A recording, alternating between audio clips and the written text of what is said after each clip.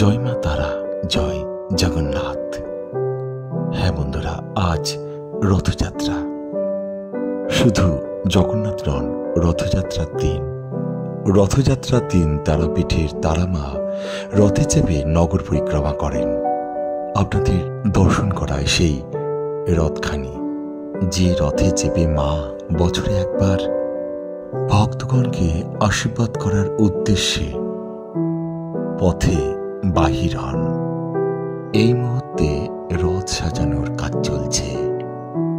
শাস্ত্র মতে শাক্ত ধর্মে তন্ত্রচর্চার অন্যতম প্রতিষ্ঠান তারাপীঠ মহাপীঠ। আর যে কারণে তারাপীঠ আলাদা, সেটা হল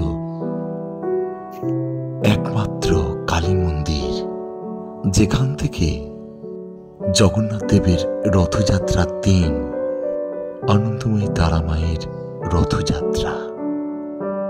বছরের এই একটা দিনে তারা মা তার গর্ভগৃহ থেকে পথে বেরিয়ে আসেন। আষাঢ় মাসে পুরীর জগন্নাথ দেব যখন সেজেগুজে মাসির বাড়ি যান, ঠিক তখনই বীরভূমের তারাপীঠের তারা মায়ের শুরু হয়ে যায় আয়োজন, রথযাত্রা। চলুন এবার দর্শন করায় পথের মাঝে রথ থেকে আনন্দময়ী তারা মাকে। বীরভূমের তারাপীঠ মন্দির প্রায় 200 বছরের পুরনো। শুধু পশ্চিমবঙ্গ নয়, সারা ভারতের শক্তিপীঠ হিসেবে এই মন্দিরের বিশেষ গুরুত্ব আছে। তারাপীঠের সাধক বামাখ্যাপার সাধন ক্ষেত্র তো বটেই, তবে এমন কোনো সাধক নেই যিনি সাধন জীবনের কিছুটা সময় তারাপীঠে কাটাননি। বলা যায় শাক্তমতে তন্ত্রচর্চার অন্যতম প্রতিষ্ঠান এই মহাপীঠ তারাপীঠ।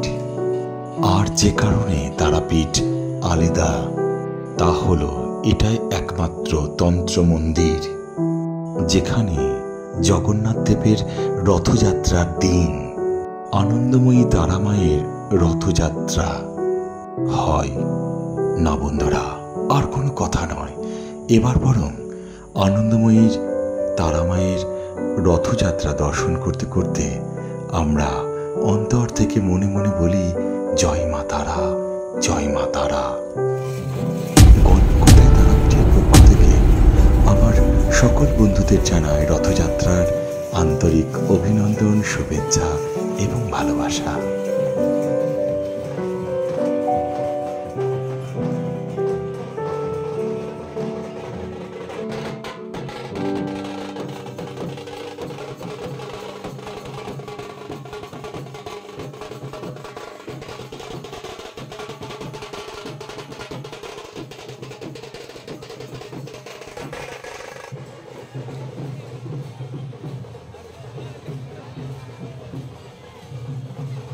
জয় মা তারা, জয় মা তারা।